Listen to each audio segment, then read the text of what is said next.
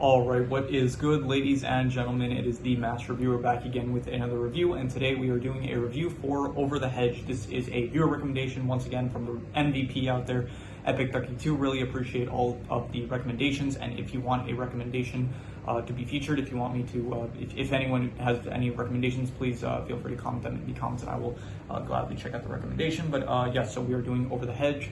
Once again, big shout out to Epic Ducky 2, and this is a first time watch for me, not a rewatch, and I don't really have any prior background other than that, so let us just begin, starting off with the plots. Oh, actually, before we begin, I do want to give a big thanks once again, because we hit a new sub record, once again, 41 subscribers, so big thanks to any new subscribers that are subscribed to the channel. Anyone that is just watching the content, I really do appreciate it greatly. So once again, big thanks to for 41 subscribers. Very much appreciate anyone that is just watching the content or anyone that is subscribed. Just once again, big thank you. So yeah, with all that said, let us just begin, starting off with the plot. And the plot of the film is that it follows there's this raccoon named RJ, and he owes this bear, Vincent, like a lot of food, because he ends up trying to steal food from him, and he ends up causing all of it to get destroyed. So now he's like very much in debt, and Vincent basically says, like, okay, he manages to, like, Vincent is about to eat RJ, but he basically says, like, I can get you more food, like, I can get everything back for you. And so Vincent basically says, okay, I'm gonna go back to bed, and then I'm gonna wake up when I'm done with my hibernation. So when the moon is full, I'm gonna wake up, and if you don't have all the food that you owe me, I'm going to eat, basically. So the film basically becomes RJ. He meets this group of forest critters that are foragers. They look for food for the winter to store, and then they eat it for the winter. So there's Vern, a turtle, there's Hammy, a squirrel, there's Heather and Ozzy, these possums, you have porcupines, you have a skunk, Stella, and so you have all these, like, forest animals, basically, and they are all trying to get food. But it turns out that while they were asleep for the winter, there was like a neighborhood that developed, like a suburban neighborhood, and so now on the other side of a hedge, there's like this huge neighborhood with a lot of new houses and stuff. So they destroyed a lot of the forest and stuff where a lot of these forest animals would have gone to gather food. So now they don't have a way to get food. So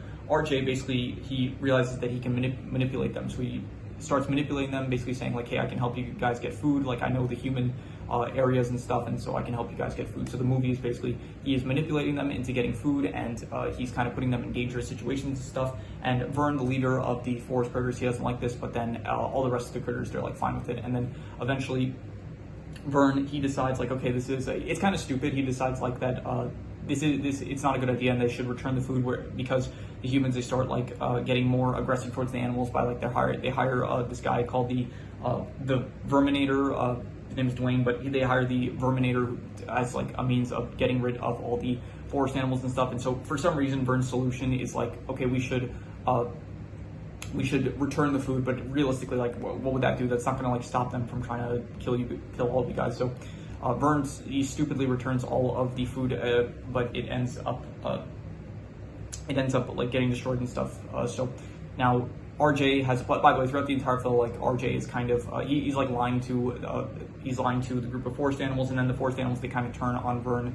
And so now they're kind of all with RJ, and then Vern kind of, like, apologizes and says, like, he ends up, like, calling a lot of the forest animals stupid for following RJ's leadership, but then he apologizes. So now basically RJ comes up with a plan with all the forest animals to get the food back that they need to survive for the winter, still hiding the fact that he's planning to steal all the food for himself to return to Vincent. And so they come up with a plan. They get into the house of the homeowner association woman that, like, throughout the entire film, she's, like, the one that's pretty much the main one. Her and, like, the Verminator, they are the two characters that are kind of, like, really going against the forest animals and stuff. So they end up breaking into her house. They steal a bunch of her food, but in the process, the Verminator ends up capturing pretty much all the animals except for RJ. RJ manages to escape, and Vincent ends up seeing the whole thing, and then he says, like, you did the right thing, or something like that. Like, it's like they were just gonna hold you back, basically. But then RJ realizes that like, they were a true family, and it was better, like, to be with them and have a family rather than be selfish and, like, have all the food to himself and stuff. So he ends up taking the food and going against Vincent, and then he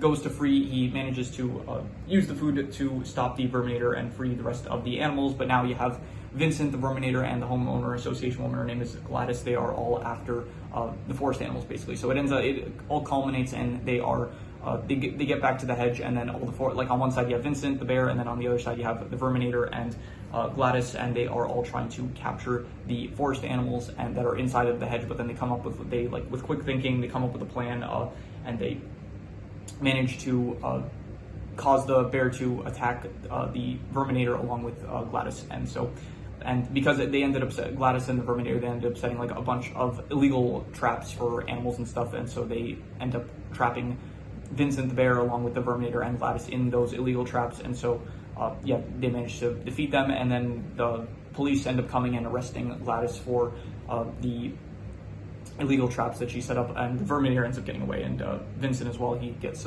taken by like some animal protection agency and stuff. So overall, I'll give the plot, like, it's above average. It's a nice plot. It's definitely like a 6 out of 10. It's not the most original. It is definitely like the whole, like, it's not the most original plot ever. It's like I do like the aspect of like the forest animals. It's like they kind of they get upset at Vern instead of like RJ. It's like you don't see, there's not really a moment where it's like they realize that RJ is lying to them, except towards the end they kind of realize that they were betrayed. But it's like I do like the fact that there is a scene where it's like they, instead of getting upset at RJ, they get upset at Vern instead. And so overall the plot is good. It's like definitely got good bonding moments with the characters and stuff, and overall it was like above average. I'd say I'd give it, so 6 out of 10.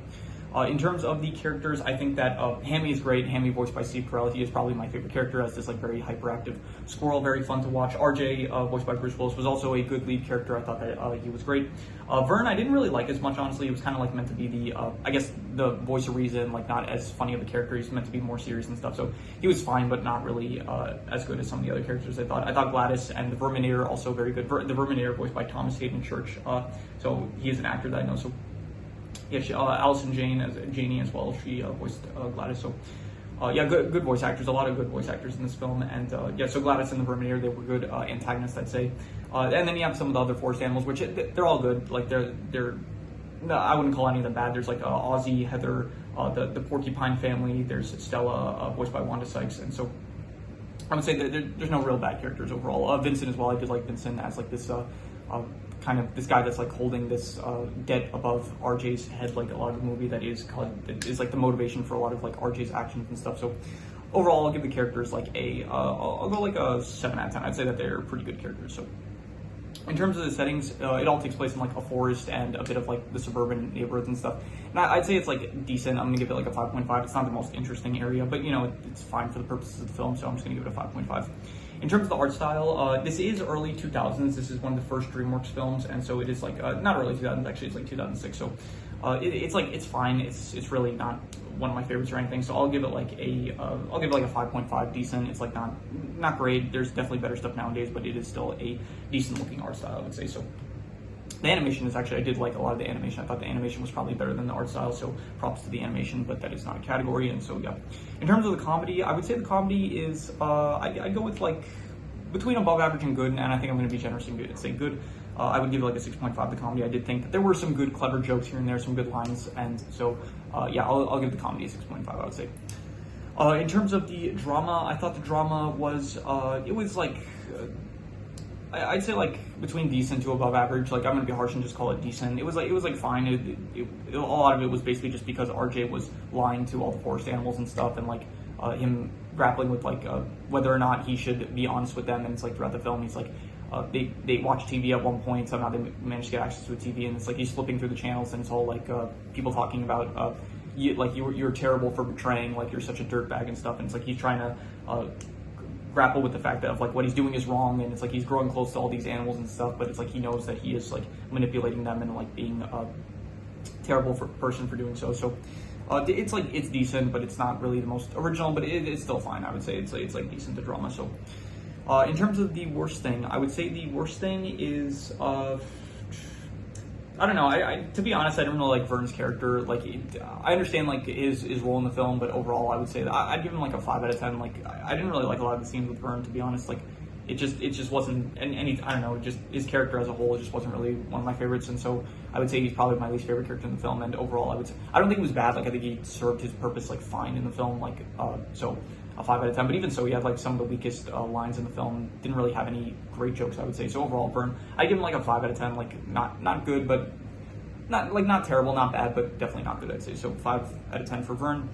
In terms of the best thing, I would say the best thing is probably I really liked RJ as a lead character as well as Hammy. I thought that they were great, as well as the Vermin I'd say like those three characters are extremely entertaining. I would say so. Overall, those three characters I would give probably I'd give like a 7.5. I'm not going to say great, but I will say a 7.5 for RJ, Hammy, and Dwayne. I thought that those three characters were very entertaining, much more so than the rest of the cast. I thought Vincent was also good, but I would not say as good as like those three characters. So that trio of characters, I would say, is probably my favorite thing about the film. So yeah.